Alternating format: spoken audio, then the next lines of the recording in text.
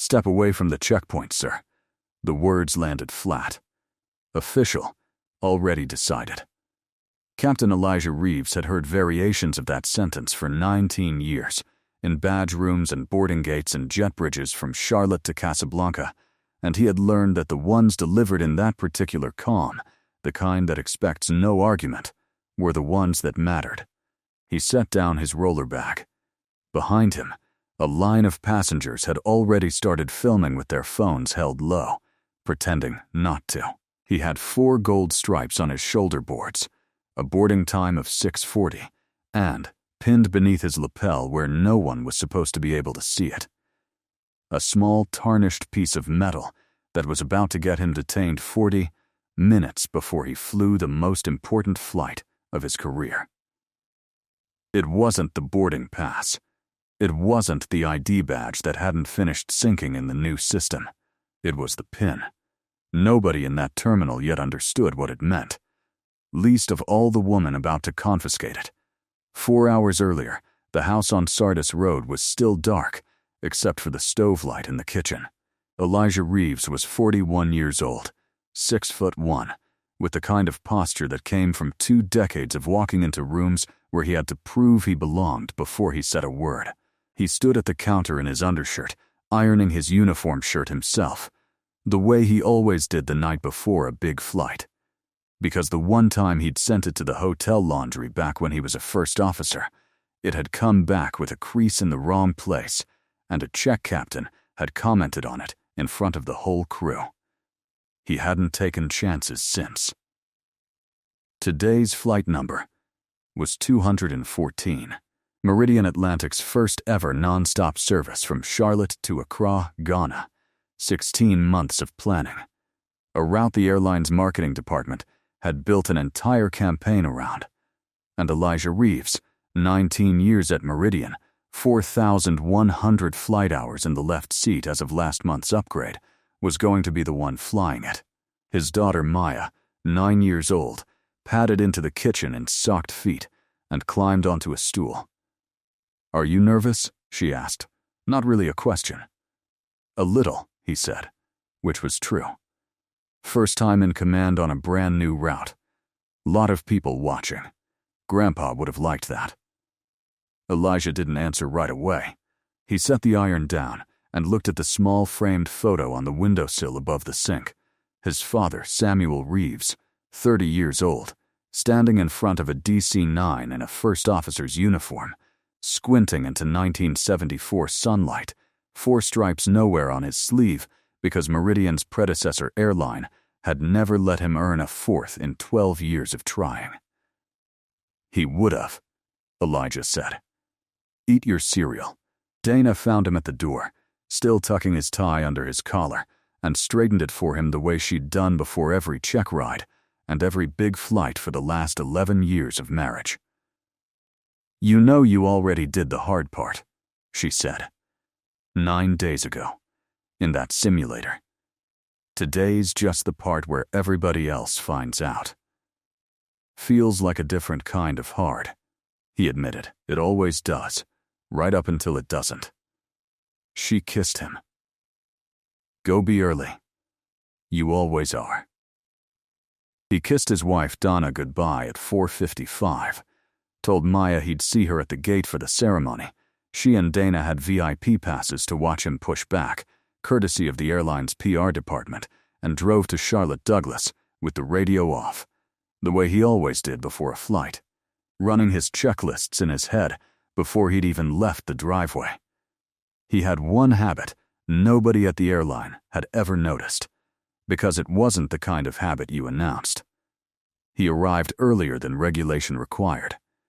He carried a second set of every document in a separate bag, in case the first was ever questioned. He smiled fast and moved faster, and he had never once in 19 years let anyone see him rattled. His father had taught him that without ever saying it out loud. Sam Reeves used to say, "They will find one reason to doubt you if you give them 100 reasons to trust you. So give them 1,000. And Elijah had spent his whole career making sure the math never came out against him. He badged into the employee entrance at 5:15. In the crew-ready room before his briefing, he stopped for 30 seconds in front of the long glass case Meridian called the Wall of Command, a photo and plaque for every captain who'd flown the airline's inaugural routes since 1958. He'd walked past it 100 times. This morning, for reasons he couldn't name, he actually looked, decade by decade, name by name. There was a gap between 1974 and 1988, where the wall skipped almost every pilot who should have flown the airline's southeast expansion routes back then. He didn't know why that struck him today of all days. He filed it away and kept walking. He had a flight to fly. The briefing room was warmer than the hallway, full of the particular energy of a crew that knew today was different. His first officer, a sharp 29-year-old named Rosa Delgado on her second year at Meridian, was already at the table with the weather packet spread out in front of her. "Captain," she said, standing halfway before he waved her back down. "Winds look clean the whole way. You ready to make some history? Ready to fly a checklist," he said, which was what he always said, because he'd learned a long time ago that the safest place for a black captain's ambition was inside a procedure, never outside one. Rosa laughed like she thought he was being modest. He let her think that. Dispatch had already loaded the flight plan. Fuel figures, alternate airports, a route that would take them out over the Atlantic and down the West African coast into Accra a little after sunrise local time, a flight his own father used to talk about with something between longing and bitterness, back when the airline hadn't served West Africa at all, and Sam Reeves used to say, half joking, that Meridian would fly that route the same year they finally let a black man. Captain something worth naming. Elijah signed the release. Rosa gathered the paperwork. And at 5:50, with 40 minutes to spare, he walked toward the crew checkpoint the way he had walked toward 100 checkpoints before it. Early, documented, and certain, in the particular way a man can only be certain about the parts of the world he has spent a lifetime preparing for. He had not prepared for the part where the system had not caught up to who he'd become 9 days earlier. The checkpoint for Meridian flight crews ran through Terminal C, the same general screening area as passengers, separated by a shorter line and a slightly different set of rules that existed mostly on paper. Elijah had been through it thousands of times. He knew the choreography. Badge first, ID second, boarding documents third, hands where they could be seen, moving with the unhurried efficiency of a man who had never once wanted to give anyone a reason to look twice. The supervisor on shift that morning was Donna Whitlock, 54 years old, 22 years with the agency, 5 of them as a checkpoint supervisor. She was standing at the second lane when Elijah came through, watching the monitor over a junior officer's shoulder with the particular tightness of someone whose last performance review had not gone well. 6 weeks earlier, a folding knife had made it through her checkpoint in a carry-on during a surprise federal audit. Nobody had been hurt.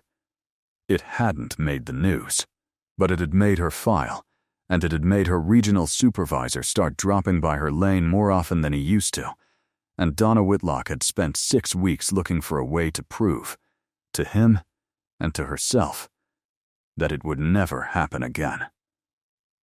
"Morning," Elijah said. Badge already out, ID already out, the way he'd done it every single time for 19 years. The junior officer, a 24-year-old named Trent Ochoa, scanned his crew badge without much interest. It should have ended there. It didn't, because the system flagged Elijah's ID for manual review, a known glitch, common enough that Meridian's own operations memo had warned crews about it 3 separate times that month.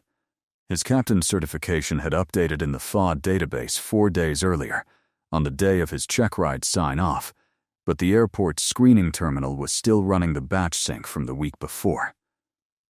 To the screen in front of Trent, Elijah Reeves showed up as a first officer. His paperwork said, Captain. Says first officer here, Trent said, more confused than suspicious. But your 4 stripes. Systems behind, Elijah said, already reaching into his flight bag for the paper copy of his upgrade certification, the second set of documents he always carried. It's a known sync issue. There's a memo. That was when Whitlock walked over. She didn't ask what the problem was. She looked at the screen, looked at Elijah, looked at the paper he was holding out, and something in her face closed like a door. Arms out, she said. I have the paper copy right here, ma'am. If you'd just... Arms out, sir. Louder this time. Enough that the line behind him went quiet. He complied. Of course he complied. He had complied with worse than this 100 times, and every time he told himself the same thing. Stay calm. Stay documented. Let the paperwork do the talking. Because his father had told him once, when Elijah was 17 and furious about something small and unfair, that a black man's anger was the only piece of evidence some people ever needed. The wand passed over his chest and beeped, once. Sharp, at a spot just beneath his left lapel. There's something in your jacket, Whitlock said. It's a pin. It's personal. It's not on the belt. It's not. Step to the table. Behind him, a woman near the front of the passenger line lowered her phone half an inch to get a better angle, and Elijah heard, very clearly, the small mechanical click of a photo being taken. Further back in the line, an older black man in a rumpled travel jacket had gone very still, watching. He didn't film anything. He didn't say anything either. Not yet. Just watched Whitlock's hands move over Elijah's chest. Watched the particular stillness Elijah held his own body in. The stillness of a man who had done this exact math 1,000 times before and knew exactly how much of himself he was allowed to show while it was happening. The older man's jaw tightened in a way that had nothing to do with his own flight that morning, and everything to do with 40 years of watching this same scene play out in 100 different rooms, under 100 different pretexts, always with the same quiet ending, where the person doing the explaining was never the one who got believed first. He caught Elijah's eye for half a second before the office door closed between them. No words, just a small, tired nod, the kind one stranger gives another when there's nothing useful left to say out loud, only something true enough to say with your face. What Whitlock found, when she reached inside his lapel and unpinned it with 2 gloved fingers, was small enough to sit in her palm. 4 bars of dulled gold-tone metal, hand-shaped, unevenly soldered. Nothing like the crisp factory insignia on Elijah's actual shoulder boards. On the back, scratched by hand rather than engraved by machine, SR 1986. This isn't standard airline insignia, Whitlock said, turning it over. No, ma'am. It's not. Then why are you wearing it under your uniform at a security checkpoint? It was my father's. She looked at him for a long moment, and Elijah watched her decide something. He had seen the look before. Not hatred, nothing so simple as that. Something closer to relief. The relief of a person who has been waiting 6 weeks to catch something, anything, and has finally caught it. I'm going to need you to come with me, she said. This looks like unauthorized rank insignia. Possible impersonation of a flight officer is a matter I take seriously, sir, and I'd rather sort this out somewhere quieter than the checkpoint. I am a flight officer. I'm the captain of Flight 214. That flight boards in 34 minutes and I need to be on it. Then this shouldn't take long, Whitlock said, in a tone that made clear she did not believe her own sentence, and gestured him toward the small windowless office behind Lane 2. She called it in on her radio as they walked. Flat, procedural, a string of code numbers Elijah recognized from 19 years of overhearing this exact kind of language, and somewhere in the middle of the report He heard her say the words possible impersonation and understood, with a kind of tired clarity, exactly what story was about to start moving through that airport without him. The room was 8 feet by 10, fluorescent lit, smelling of stale coffee and the particular metallic cold of a space that had never once been furnished for comfort, because comfort was never the point. Elijah sat in the single chair on the near side of the table. His father's pin sat in a clear plastic evidence bag between them, next to his real ID, his real boarding documents, his real captain's certification. "I can explain every piece of paper on that table," he said. "The system sync issue is documented. My operations manager can confirm it in under 2 minutes. I have the memo on my phone. Phones stay in the tray during a review," Whitlock said. "Then call my chief pilot's office. The number's on the letterhead of that memo, which is in the tray. We'll get to that." 40 minutes earlier, Elijah Reeves had been ironing his shirt in his kitchen, thinking about his father, about being nervous, about a good kind of nervous. Now he sat very still and watched a woman he had met 6 minutes ago decide, with total unhurried confidence, that the fastest way to redeem a bad month was to be right about him. "Ma'am," he said, and he kept his voice level, kept it the voice his father had taught him without meaning to. "I have flown this airline for 19 years. I checked out as captain 9 days ago. I am flying the inaugural service to Accra this morning, and there is a gate full of press and a 9-year-old with a sign waiting for me to walk out of that jet bridge. I am asking you, professionally, to verify what's already on the table. And I am telling you," Whitlock said, not unkindly, which somehow made it worse, "that a man wearing homemade captain's insignia hidden inside his jacket at a security checkpoint is exactly the kind of thing I'm trained to take seriously. You'd want me to take it seriously if it were someone else. It's not insignia. It's a memory. It's metal shaped like rank you don't hold, sir, hidden where a badge isn't supposed to be. I don't get to decide it's sentimental just because you say so." A knock interrupted them. A second officer, older, a floor manager named Reggie Voss, poking his head in because he'd heard the radio call and wanted to see it for himself. He looked at Elijah for a moment too long, the way people sometimes did, cataloging him, the uniform, the stripes, the calm, and clearly not quite able to make the pieces add up the way they should have. "This the impersonation thing?" Voss asked Whitlock, ignoring Elijah entirely, which was its own kind of answer. "Working through it," Whitlock said. "You need me to pull the duty roster? Confirm if there's even a Reeves on today's crew list?" "That would help," Whitlock said, and Voss disappeared again, and Elijah understood that the machinery of doubt, once started, tended to keep finding new hands to turn its gears, not out of malice exactly, but out of a kind of institutional momentum that didn't require any one person to be cruel, only unwilling to be the one who stopped it. She picked up the evidence bag and turned it once in her hand, and for a second Elijah thought she might actually look at it. Really look, the way you'd look at something somebody's father made by hand 39 years ago, because no one would give it to him honestly. She didn't.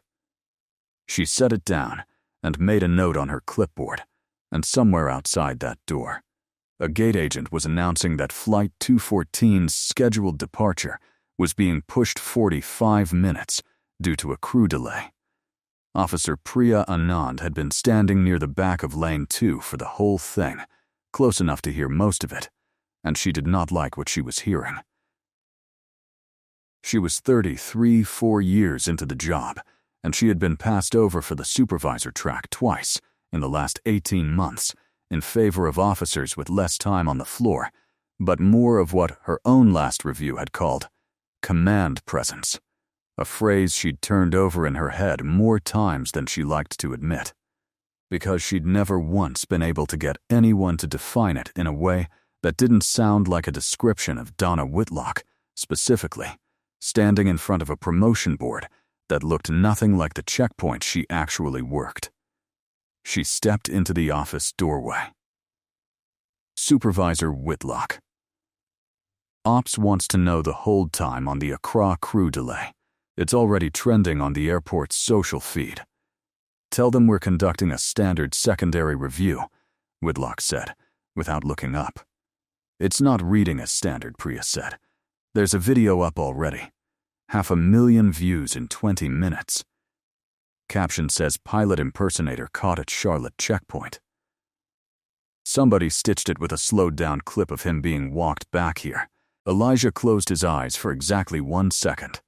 Not the delay. Not even the room. It was that sentence. Pilot, impersonator, already loose in the world, already being watched by people who would never see the correction, only the accusation. The way accusations always outrun the truth by about a 20-minute head start and never really get caught. That's not what's happening here, he said quietly, to no one in particular. I know, Priya said. It was the first thing anyone in that building had said to him in 40 minutes that wasn't a procedure. Whitlock's jaw tightened. Officer Anand, this isn't your lane. No, ma'am. I just thought you'd want the number before it climbed higher. She left, but not before her eyes found Elijah's for half a second. Not pity, something closer to recognition. One professional watching another get measured by a ruler that had never once been calibrated fairly, and Elijah filed the look away without knowing yet how much it would matter in 6 weeks. Whitlock looked at the clipboard, at the evidence bag, at the clock on the wall, and made her decision the way people usually make decisions under pressure, not by weighing the evidence differently, but by needing, more than anything, to have been right the first time. We're holding the item for further verification, she said. You can reboard once it clears. The flight board's in 9 minutes. Then, I'd suggest you have someone verify it quickly, Elijah asked twice more, to have his phone released long enough to call Meridian's chief pilot office directly. Twice more, Whitlock told him phones stayed in the tray during an active review. When Voss came back through with the duty roster confirming, in exactly the way anyone could have predicted, that Elijah Reeves was in fact listed as captain of Flight 214. Whitlock studied it for a long moment and said only, "Roster's not the same as verified credentials," and set it face down on the table next to the evidence bag, which told Elijah everything he needed to know about how this particular morning was going to go if he waited for the system to correct itself on its own. At the aircraft, Rosa Delgado had finished her pre-flight walk around and was standing at the base of the jet bridge stairs, checking her watch for the 3rd time in 4 minutes. Elijah was never late. In 2 years of flying with him, first as a trainee first officer and now as her captain, she had never once seen him arrive later than the schedule required. And something about his silence now, no text, no radio call, nothing, sat wrong in a way she couldn't immediately name. She texted him. No reply. She called operations, who told her only that the crew was held at security, resolving now, which was the kind of sentence that could mean absolutely nothing or absolutely everything. Rosa found herself doing the same math a lot of people in that airport were quietly doing that morning. Without saying it out loud, a gate agent had a clip pulled up on a break room monitor. And Rosa watched, for 11 seconds, her own captain in Meridian's own uniform being walked toward a security office by a woman twice his volume and half his composure, and felt something turn over in her stomach that had nothing to do with the flight schedule at all. She didn't say anything to the ground crew. She just kept checking her watch, kept her phone in her hand, and told herself it was going to be fine, in the specific and slightly desperate way people tell themselves things are going to be fine when they aren't yet sure that they are. He asked Voss, since Voss at least seemed willing to look at him directly now, whether someone could call the gate and let his family know the flight was delayed so his daughter wouldn't stand under that banner wondering if something had gone wrong. Voss said he'd pass it along. He did not pass it along. It was Priya Anand, 5 minutes later and off the clock on her own initiative, who quietly told a gate agent to let the Reeves family know there was a minor documentation hold. Nothing serious. He'll be right out. A small, deliberate kindness that cost her nothing official and meant, to Elijah, more than she would ever know. Through the small window in the office door, Elijah could see a sliver of the terminal, the top of the jet bridge sign for Gate C-14, the edge of a Meridian Atlantic banner that read "Welcome to our first flight" to Accra in gold script, balloons someone in marketing had clearly been very proud of. He thought about Maya standing under that banner, in her good dress, holding a sign that said, "My dad is the captain," and he thought about the version of this morning that had existed in his head an hour ago, and he felt something in his chest go very quiet and very heavy, the particular quiet of a man doing math he already knows the answer to.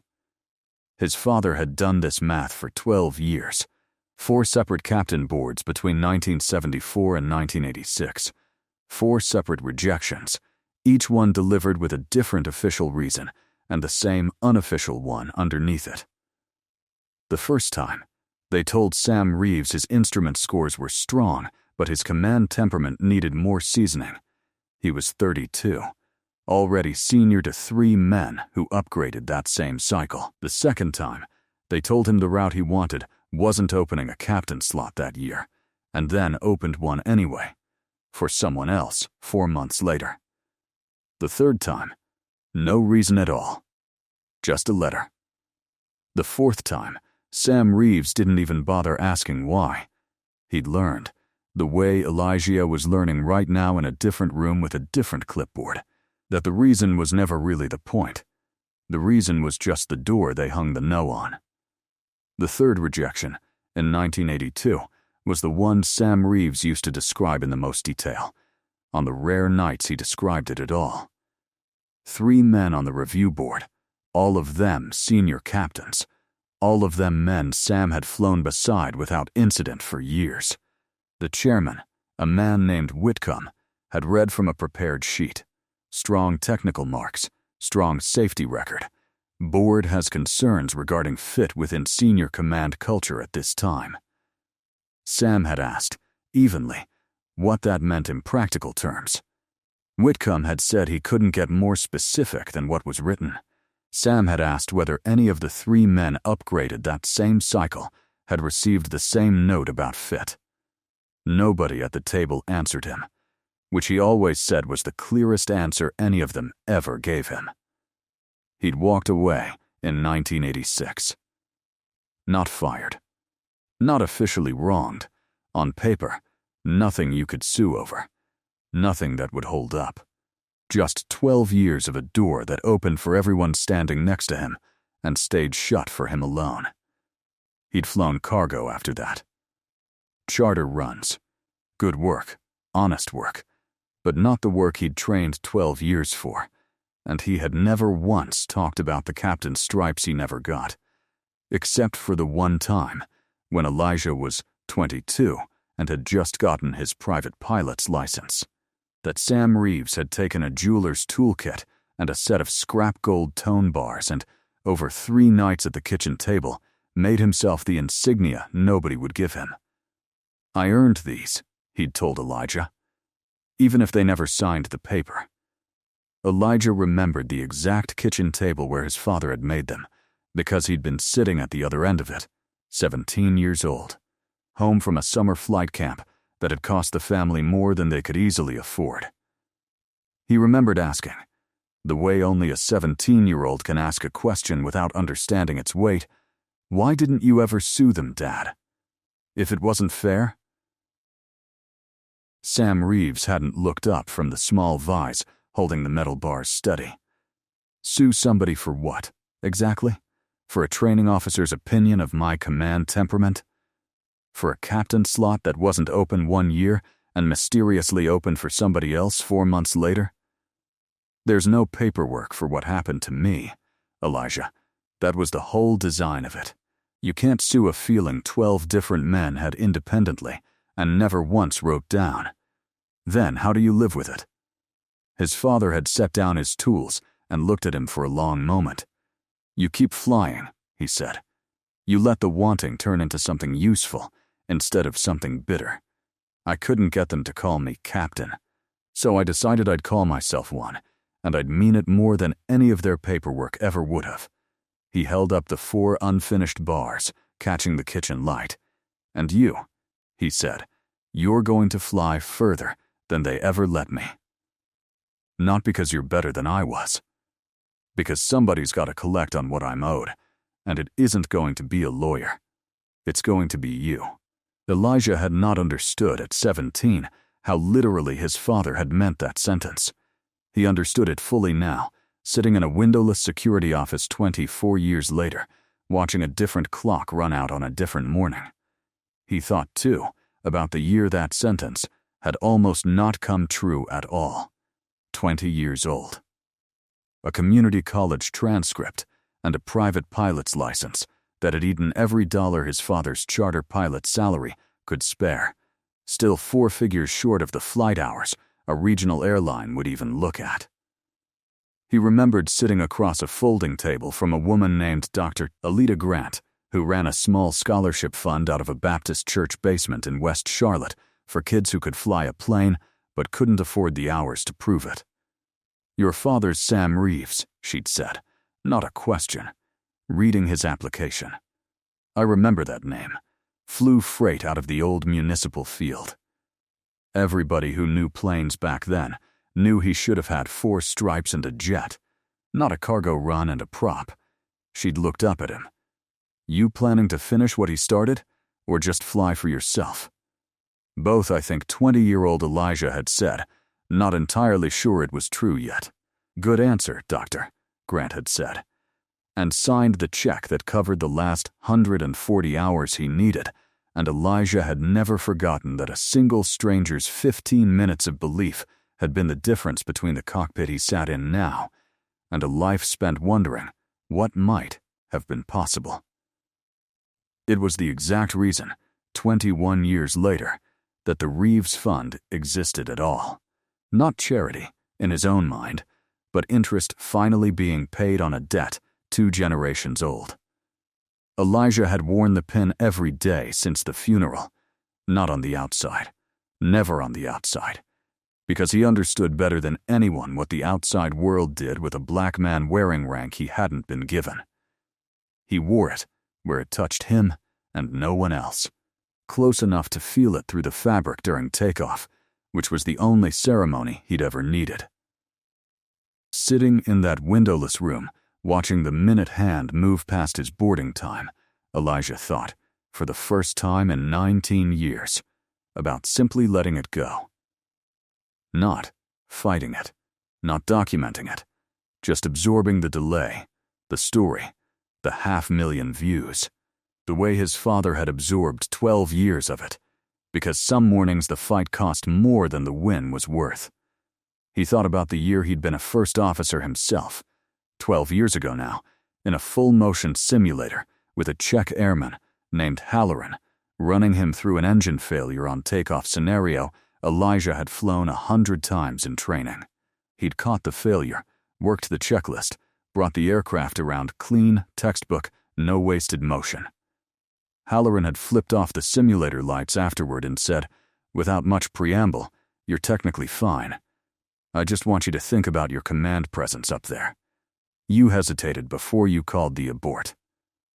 I didn't hesitate, Elijah had said. I confirmed the failure before I committed. That's the procedure. I know what the procedure says, Halloran said. I'm telling you how it read from where I was sitting. Elijah had failed that check ride on situational hesitation, a phrase that appeared nowhere in the training manual and therefore could never be appealed, only absorbed. 2 weeks later, he sat in the crew lounge and overheard 2 other first officers, both white, both several years junior to him, laughing about how rough they'd been on the same exact scenario. Throttle inputs late. one of them admitting he'd actually forgotten a checklist item entirely. Both passed on the first attempt. Neither one's command presence had come up. Elijah had recued for his own check ride, flown it clean a second time, passed without comment, and never filed anything, because filing a complaint back then would have meant being the guy who complained. And being the guy who complained followed a career the way weather followed a coastline.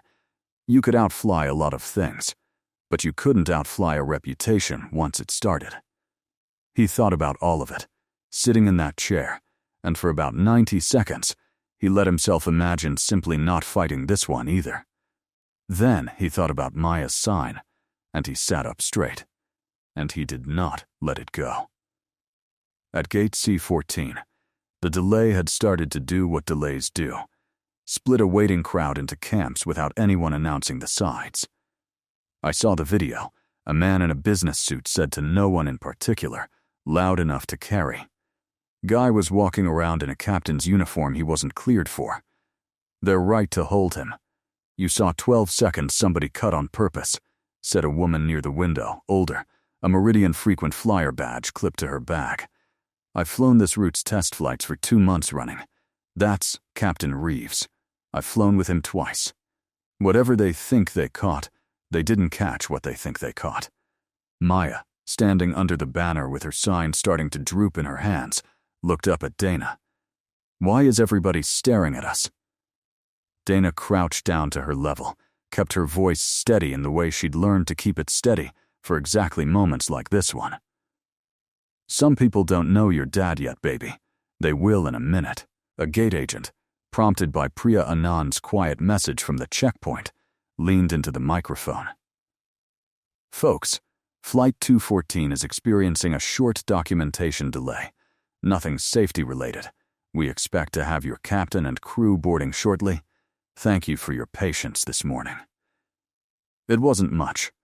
It was enough to take some of the air out of the man in the business suit, who went quiet and found something on his phone to look at instead, and it was enough for the older woman with the frequent flyer badge to catch Dana's eye and give her a small, certain nod, the kind that says, I believe you, and I'm not going anywhere. A local news crew that had been sent to cover the inaugural flight's ceremonial send-off, a human interest segment, 90 seconds. Weather and features slot had by pure and unglamorous accident arrived early enough to catch the delay instead of the ribbon cutting. The reporter, a 28-year-old named Chelsea Ruiz, who had been hoping for a light, feel-good story to close out her Tuesday, found herself instead standing at the edge of a checkpoint with a cameraman and a producer on the phone asking, with real interest for the first time that morning, wait, they detained the pilot? On camera? Get me 30 seconds of whatever's happening right now. Ruiz didn't get into the security office. Nobody outside airport staff did. But she got Pete Yarrow, badge and all, willing to say on record that he'd known the captain's father personally, and she got a wide shot of the Welcome to Accra banner, with a 9-year-old's drooping sign still visible underneath it, and she got, without either of them fully realizing how much weight it would carry later, footage of Priya Anand walking briskly toward the gate area, off-duty, making the call that let a family know their captain was safe. None of that ran that morning. All of it ran, in full 48 hours later, once the story had a middle and an end instead of just a beginning, which is, more often than anyone in a newsroom likes to admit, exactly how the truth usually finds its way to an audience, a little late, but with the whole shape finally visible. The commotion outside the office started with a raised voice that wasn't Whitlock's and wasn't Elijah's. That's Reeves? Reeves, like, hang on. The voice belonged to a gate agent named Pete Yarrow, 63 years old, 31 years at that airport, currently on his way to help coordinate the Accra ceremony and stopping dead in the middle of the concourse at the sight of a captain's name on a security hold notice scrolling across the ops monitor. Sam Reeves' boy flies for us? Nobody near him had an answer, because nobody near him was old enough to know the name. Pete found Priya Anand near the checkpoint and asked her, fast, low, urgent in a way that made her stop what she was doing. "The pilot you've got in there." "First name Elijah?" "That's him." "Get Captain Doyle. He's at the gate for the ceremony. He's not hard to find. Silver hair, blue blazer. Older gentleman doing the ribbon thing with the mayor's office. Tell him it's about Sam Reeves' son. He'll know exactly what that means." "Who's Sam Reeves?" "Before your time," Pete said. "Already moving. Before mine too. Near enough. Just go." Captain Marcus Doyle was 75 years old, technically retired from line flying for a decade, still employed by Meridian in the mostly ceremonial role of Senior Czech Captain Emeritus, which meant the airline wheeled him out for inaugural flights, safety award dinners, and the occasional interview when a journalist wanted someone who remembered what the company looked like in 1975. He'd been standing at gate C-14 for 20 minutes, shaking hands with the mayor's aide and admiring a 9-year-old's hand-lettered sign that said, "My dad is the captain," when Priya Anand found him and said 4 words that made the color leave his face. "It's Sam Reeves' son." Doyle didn't ask for details. He didn't need them. He had spent 49 years half expecting, half dreading, half hoping for a version of this sentence, and he walked toward the checkpoint faster than a man his age should have been walking anywhere. He had been a 23-year-old first officer in 1974, freshly hired, when Sam Reeves, 5 years his senior in age, 3 years his senior in seniority, sharper on instruments than anyone in the training department, had been passed over for his first captain upgrade in favor of a man Doyle privately considered a mediocre pilot with an excellent last name. Doyle had said nothing. He'd told himself it wasn't his fight. He'd watched it happen 3 more times over the next 12 years, told himself the same thing 3 more times, and made captain himself in 1979, 5 years ahead of a man who deserved it more, while telling himself every single time that silence wasn't the same thing as agreement. It had taken him until his own retirement, 30 years later, to admit it had been exactly the same thing.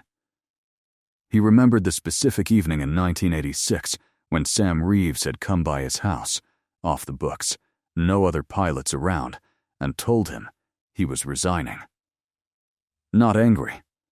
That was the part Doyle had never forgotten. Sam hadn't been angry, or if he was, he hadn't let it show. And Doyle, young and comfortable and freshly promoted, had said something he still thought about at least once a month. 40 years later, "I'm sorry, man. I really am." And Sam had looked at him and said, "I know you are." That's not the same as doing something about it. Doyle had never forgotten the sentence. He had also, for 30 years, failed to do very much about it, which was its own kind of confession. He found the checkpoint office, badge already out, 75 years of institutional weight in the set of his shoulders, and Donna Whitlock looked up from her clipboard to find a man she recognized from every safety briefing video the company had produced in the last decade standing in her doorway. "Captain Doyle," she said, and something in her posture changed immediately. The particular deference people reserve for whoever is 1 rank above the person who scares them. "Supervisor," Doyle said. "I'm told you're holding one of my captains. There's a review in progress regarding unauthorized insignia. Show me." Whitlock hesitated exactly 1 second before sliding the evidence bag across the table. Doyle picked it up, turned it over, and went very still when he saw the scratched letters on the back. SR, 1986. He had never seen this exact object, but he had seen Sam Reeves's hands enough times, decades ago, to recognize the work of them in anything. "Do you know what this is?" Doyle said. It wasn't really a question. "It's not standard company insignia, sir. That's not in dispute." "No," Doyle said. It's not standard company insignia. It's what a man makes for himself when the company he gave 12 years to never once gave it to him. He looked up at Elijah for the first time, and something in his face, grief, recognition, a kind of shame that had been waiting 50 years to have somewhere to go, made Elijah sit up straighter without meaning to. "You're Sam's son." "Yes, sir. I flew with your father in 1975. I was a first officer, junior to him by 3 years of seniority. I watched him get passed over for captain 4 times in 12 years, while men with worse hands on the yoke and better last names walked past him every single cycle." Doyle set the pin down on the table with a care that made the small metal object suddenly look like the only thing in the room that mattered. "I never said a word, not once, in 12 years. I told myself it wasn't my fight to pick." He turned to Whitlock. It was. Whitlock's mouth opened, and nothing came out for a moment. "Sir, my review is based on the insignia discrepancy and a system flag on his credentials, which is documented. Was the system flag resolved before or after you removed a personal item from inside his jacket and had him detained 40 minutes before he commanded this airline's first flight to a country his own father was never given the seniority to fly to? The pin was found during a routine. I asked you a question, Supervisor. The room was very quiet."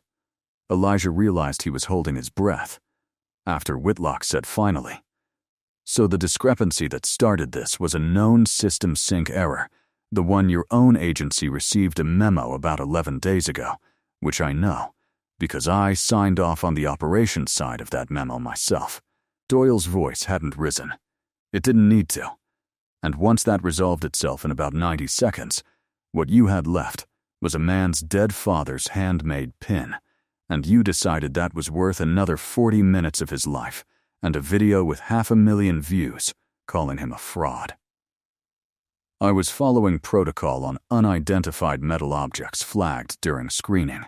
You were following your own instinct," Doyle said, "and your instinct told you a black man in a captain's uniform showing you a captain's paperwork was more likely to be lying than the paperwork was likely to be true.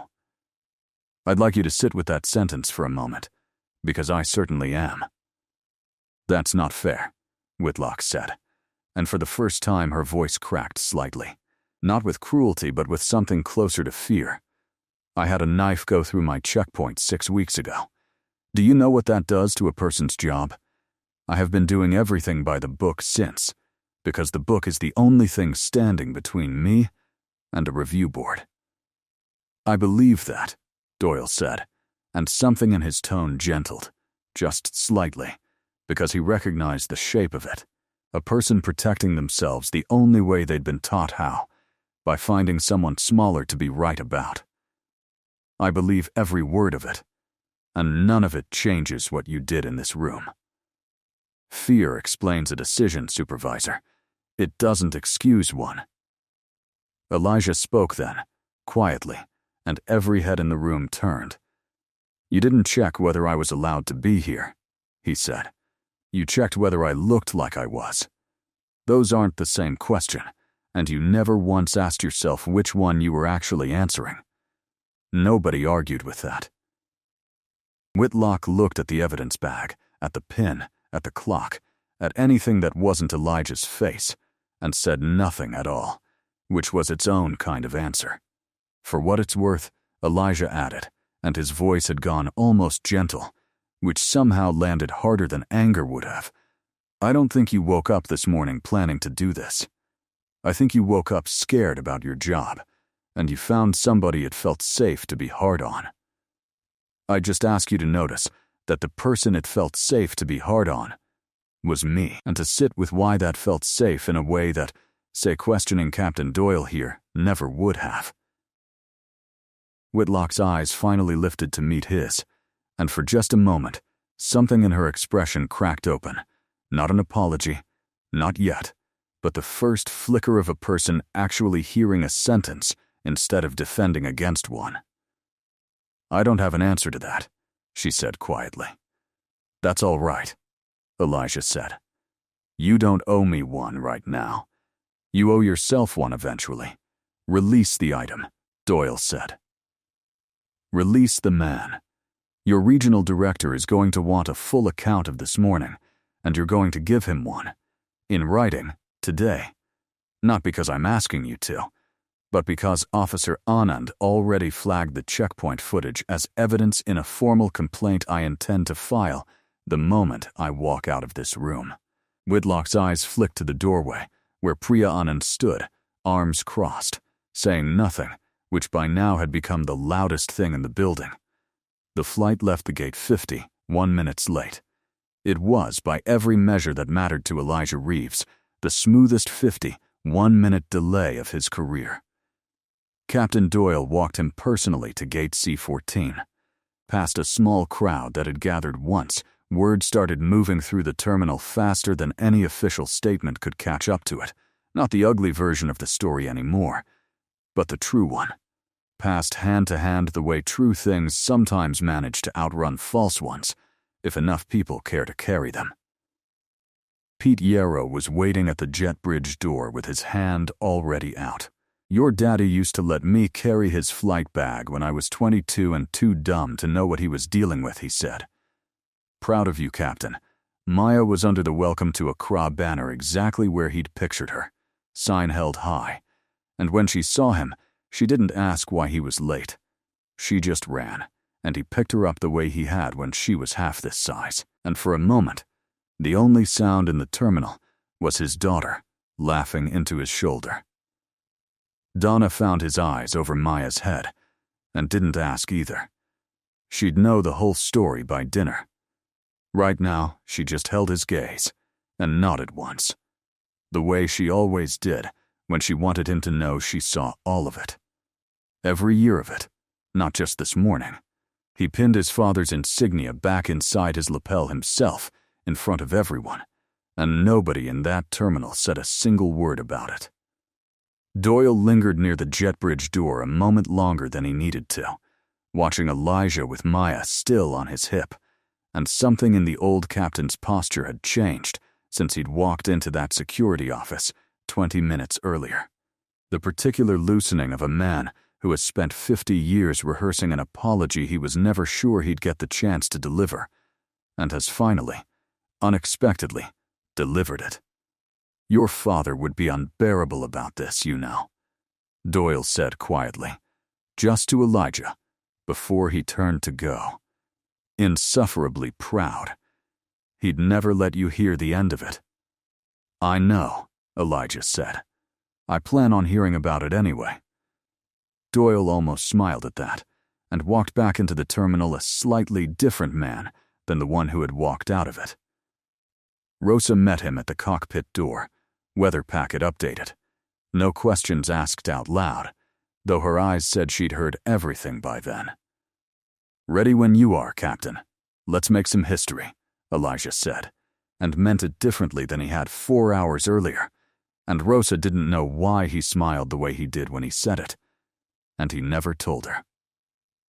10 hours later, with the sun coming up gold and low over the Gulf of Guinea, Elijah brought Flight 214 down out of a clear morning sky toward Kotoka International Airport.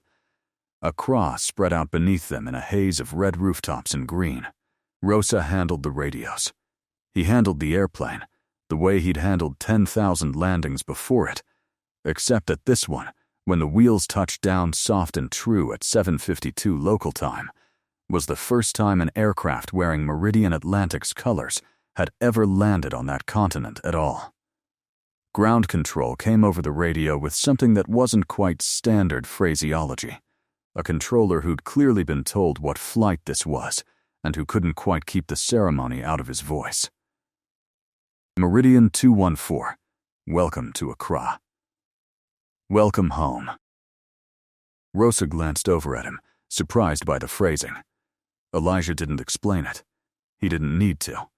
He thought of his father, 39 years dead, ended in a cockpit that never let him captain anything longer than a cargo run, and he thought of the version of this exact sentence Sam Reeves might have heard decades ago, if 12 years and 4 rejections had gone even slightly differently.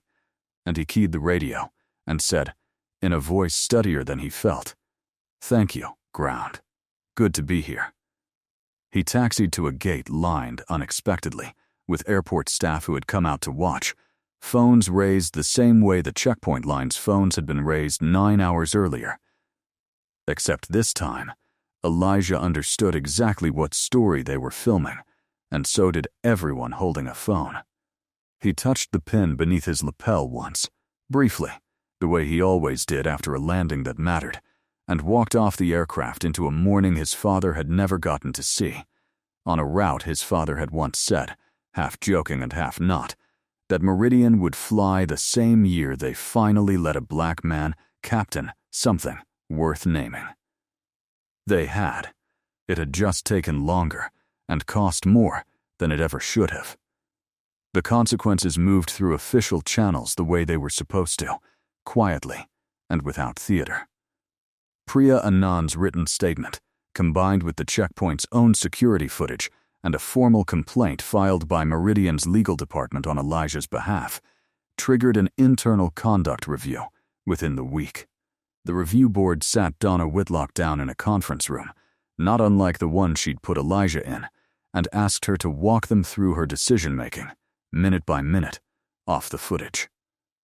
She did, flat, procedural, the same voice she'd used on Elijah, until the regional director running the review paused the tape at the exact moment she'd said "arms out" a second time. Louder, before the line had even gone quiet. "Walk me through what you were responding to right there," the director said, "because on the tape, he's already complying."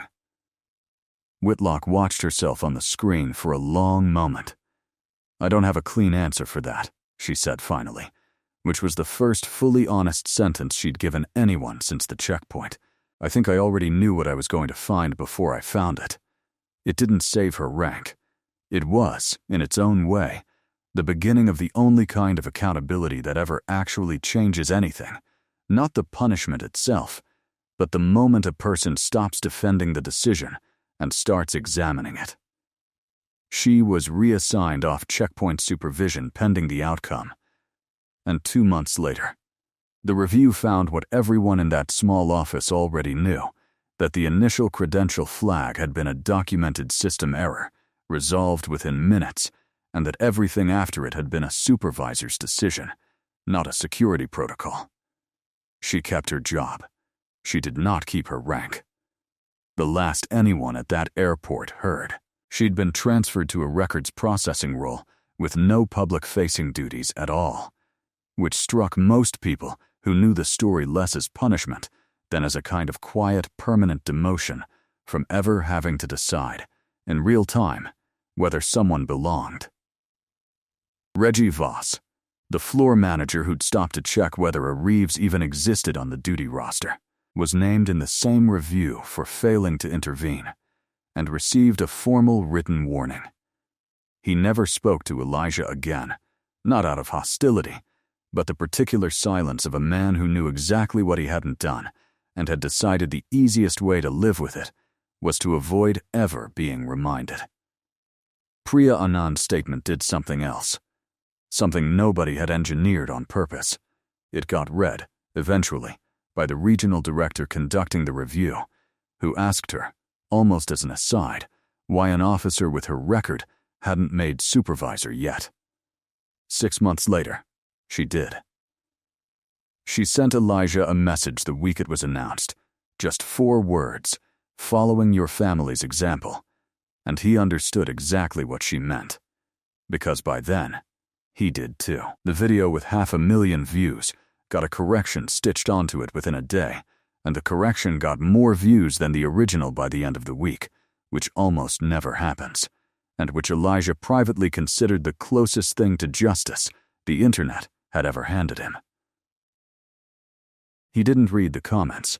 As a rule, Dana had made him promise that years ago, back when he first upgraded to first officer, and a handful of anonymous accounts had made sure to remind him what they thought a cockpit should look like. But Dana read them, sometimes, and told him the part's worth hearing. A retired airline mechanic wrote that he'd worked the ramp for 30 years and had personally watched men like Sam Reeves get passed over by a system that never had to write down a single honest reason. A woman in Ohio wrote that she'd shown the corrected video to her son, who wanted to be a pilot, and had started to wonder, at 12 years old, whether that was a door that opened for people who looked like him. A flight attendant Elijah had never met wrote 3 words that Dana read aloud to him twice, finally on camera. 6 weeks later, a stranger recognized him in a different airport entirely. Atlanta, a layover, nothing to do with the story at all, and stopped him just to say, "My daughter wants to fly because of you," before hurrying off to catch a gate. Elijah stood there a moment longer than the interaction required, the way a person does when something lands somewhere deeper than they expected it to. A year later, on the first anniversary of the Accra route, Meridian Atlantic held a small ceremony in the crew ready room at Charlotte Douglas, in front of the long glass case the airline called the Wall of Command. There was a new photo in it now, added between 1974 and 1988, where a gap had sat unquestioned for decades. Samuel Reeves, 30 years old, squinting into 1974 sunlight in front of a DC-9, a captain's 4 stripes photoshopped onto his sleeve at Elijah's specific, and only request, not a lie. The plaque underneath made clear, but a correction, a picture of the rank the airline should have given a man who'd earned it 40 years before anyone admitted it out loud. The plaque read, Captain Samuel Reeves, First Officer 1972-1986, denied captain upgrade 4 times. Awarded posthumously, with the airline's regret, in recognition of a debt owed and finally acknowledged.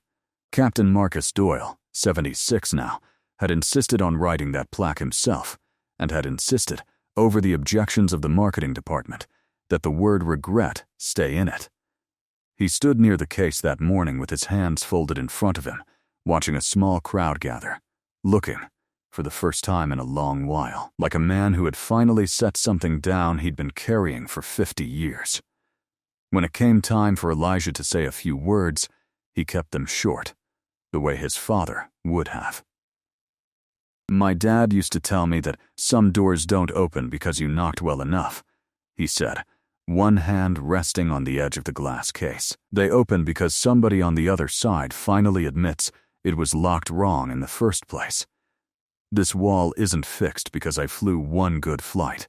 It's fixed because a few people, some of them in this room, decided a 50-year-old silence was finally worth breaking." He looked at Doyle when he said it, and Doyle looked back at him steadily, and neither man needed to say anything else about it. Elijah had launched something else that year, too. A mentorship fund seeded with part of his own signing bonus from the upgrade, matched by the airline once the story made its way, quietly and without his asking, into a regional news segment about the route's first anniversary. It paid for flight training hours for young pilots of color who had the aptitude and not the money, the exact gap that had nearly kept Elijah himself out of the cockpit 20 years earlier before a community scholarship covered what his father's charter pilot's salary couldn't. He'd named it, simply, the Reeves Fund. 6 students in its first year, 14 the year after, one of them a 19-year-old named Jordan Ashby, who'd written Elijah a letter that began, "I saw the video before I saw the correction, and I almost gave up on this whole idea because of it. Then I saw the correction." Elijah kept that letter in the same flight bag pocket where he used to keep his father's pin, back before he started wearing it every day. He met Jordan in person for the first time at the anniversary ceremony. A lean, serious kid from a town 2 hours outside Charlotte, already logging hours toward a private license the fund had paid for, standing at the edge of the crowd like he wasn't sure he was allowed to be that close to the front. "You're the one who wrote me," Elijah said, and watched the kid's shoulders come up around his ears. "Yes, sir. I probably shouldn't have put that part in, about almost giving up. That's the only part that mattered, Elijah said. Everybody who's ever done anything worth doing almost didn't, at some point. The people who tell you otherwise are usually selling something. He nodded toward the case behind him, toward his father's photo. You want to know something my dad never got to see? He never got to see anybody prove him right. That's the part I get to do now that he doesn't. You keep flying, and one day you'll get to do it for somebody too. Jordan didn't say anything for a moment, just looked past Elijah at the photo, at the plaque, at the whole corrected shape of it. Yes, sir, he said finally. I will. Maya, 10 now, wore a small pendant to the ceremony that Dana had made from a mold of the original pin. A copy, not the real one, because the real one still lived exactly where it always had, close enough to feel through the fabric during takeoff. Are you nervous? Elijah asked her, nodding at the crowd gathering for the photo. A little, Maya said, echoing him from a year ago without knowing it. Grandpa would have liked this. He would have, Elijah said, and this time, when he looked at the wall, there was nothing missing.